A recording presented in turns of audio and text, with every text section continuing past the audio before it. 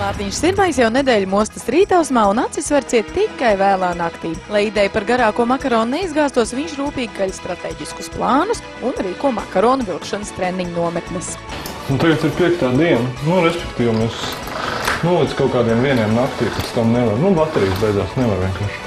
Mārtiņš ar savu kulinārijas šedevru nolēmis iekļūt Ginesa rekordu grāmatā, jo tā garums plānots ap 80 metru. Turklāt pavārs LNT jubilejas vakarā ar šo milzeni iecerējis pacienāt 600 cilvēku. Makaronu nemērīs ne metros, ne papagaļos. Arī skalīšos skalītas saviem soļiem. Vienā no saviem treniņiem Mārtiņš atļāva piedalīties arī raidījumam Tautas balss. Būs daudz, jūs vienkārši dodat viens otram rokās un lai iet tālāk.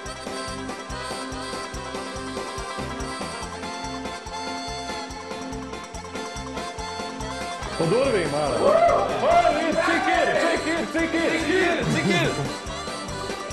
Cik ir pa durvīm ir ārā? Mums durvīm bija 11. Jē! Mums ir 11 pārī! Bet tas vēl nav viss. Makarons ir tik garš, ka jālūdz palīgā arī kaimiņi. Davai, pagaid, tur nav vietas vairāk, dod. Ņem. Vēl.